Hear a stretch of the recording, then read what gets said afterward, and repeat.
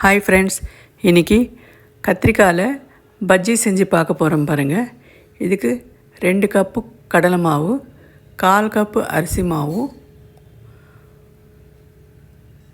1 spoon ஜீரகத்தூள், கொஞ்சம் இஞ்சி பூண்டு பேஸ்ட்டு, 2 ஸ்பூன் மிளகாய் பொடி,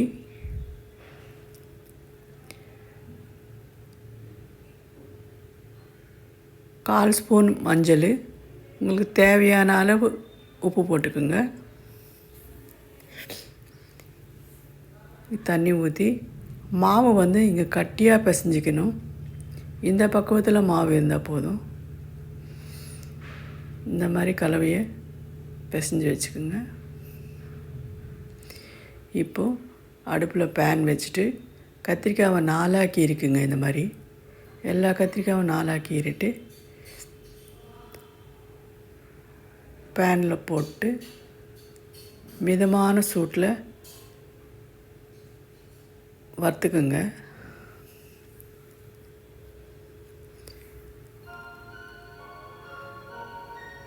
மிதமான சூட்டில் அந்த கத்திரிக்காவை ஆஃப் பாயில் ஆகிற வரைக்கும் அந்த எண்ணெயிலேயே பாதி வெந்துடணும். அந்த மாதிரி வறுத்து வச்சுக்கோங்க.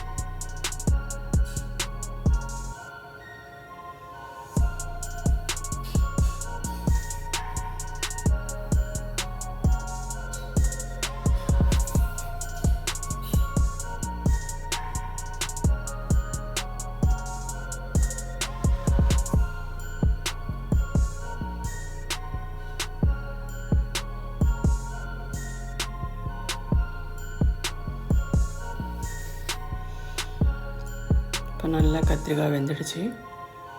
இப்போ பிளேட்டில் எடுத்து வச்சுக்கோங்க.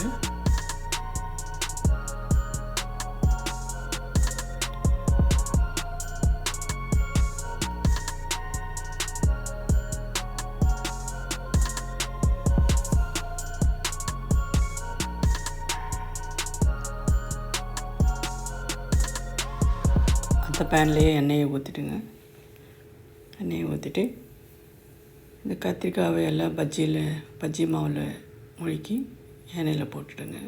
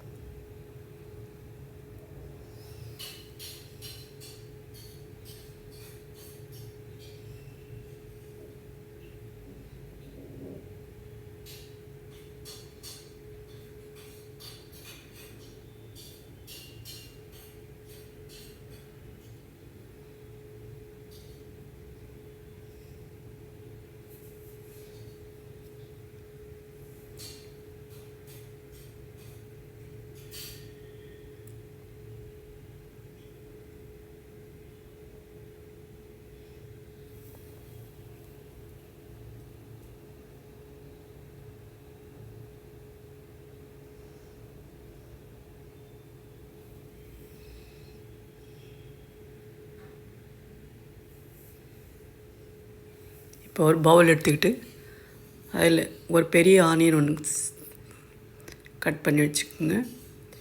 கொத்தமல்லியும் கொஞ்சமாக உப்பு போட்டு மிளகாப்பொடி ஒரு ஸ்பூன் போடுங்க. லெமன் ஜூஸ் பிடிச்சிக்கோங்க. இதில் வேர்க்கடலை கொஞ்சமாக வறுத்து அந்த தூள் அதில் போட்டு நல்லா பிசைஞ்சுக்குங்க.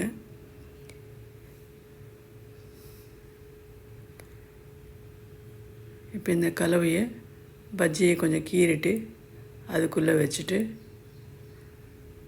நம்ம சர்வ் பண்ணிடலாம். இப்போ டேஸ்டான பிரிஞ்சால் பஜ்ஜி ரெடி ஆகிடுச்சு. இது கொஞ்சம் வெரைட்டியாக இருக்குங்க.